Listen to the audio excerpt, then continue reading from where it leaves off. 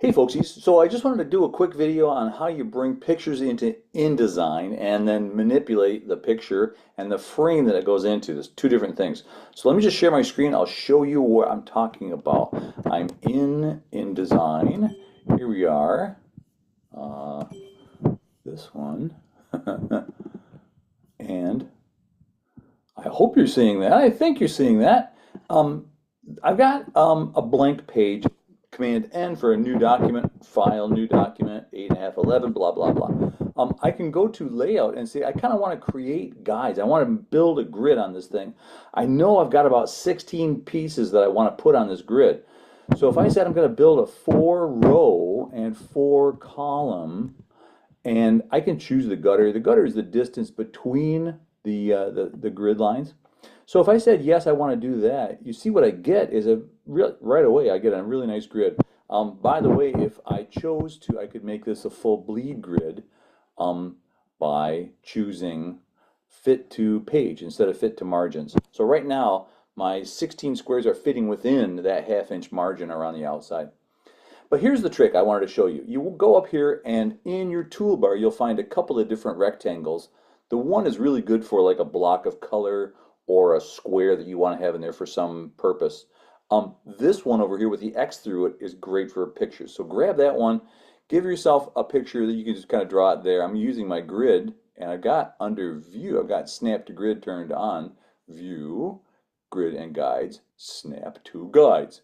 So I know that I'm on the spot there. I get a blank frame. So what I want to distinguish between is the frame and the picture that goes inside the frame.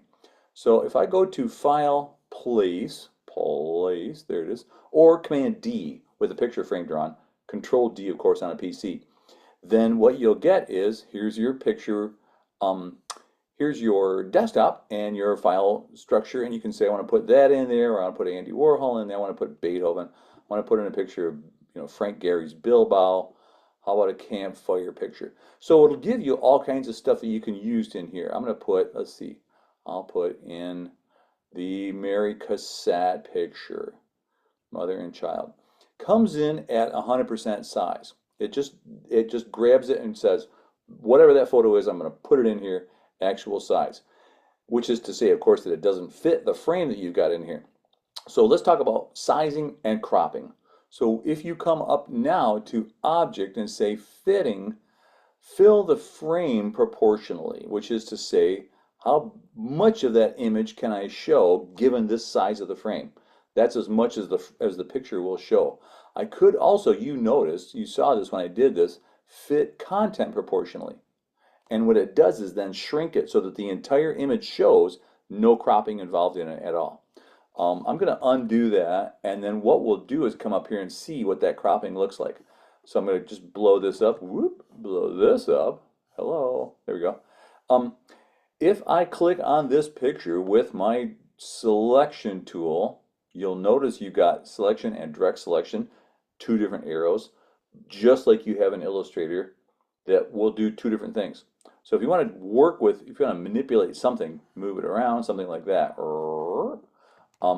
you can use the selection tool. If you want to say move a corner of an image, if I grab this guy and say I'm going to grab, not you, sorry, it's extra confusing, and grab that corner and drag it around, I could do that too. I don't want to do that. I want to keep this a rectangle. What I've got in here is I've got two things, and you have to remember this all the time. You have to think to yourself, what am I working on? Am I working on the frame or am I working on the picture? The frame has a blue rectangle around it. You can see right there, if I drag this around, I would move the whole thing.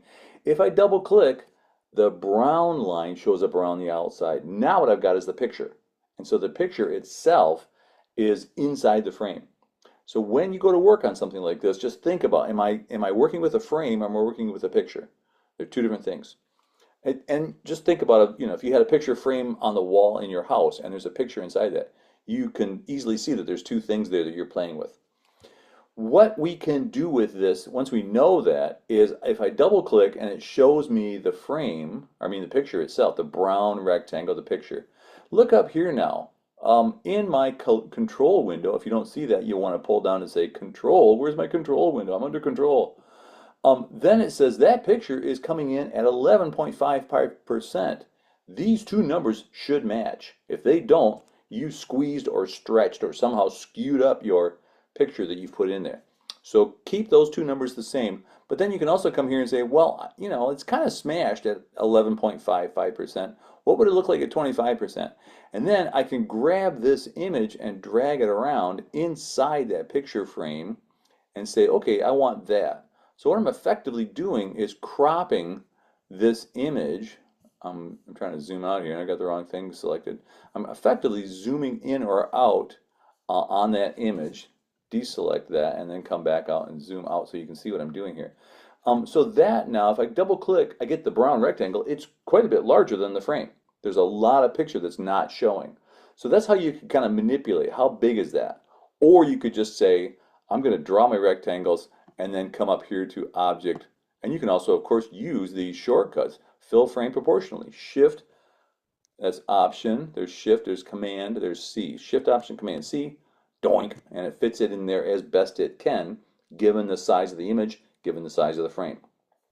So then, of course, you just keep doing that. Put more rectangles on here, play a little bit with that. But that's basically the how you manipulate images in InDesign, how you put them into frames, and how you can build a whole document.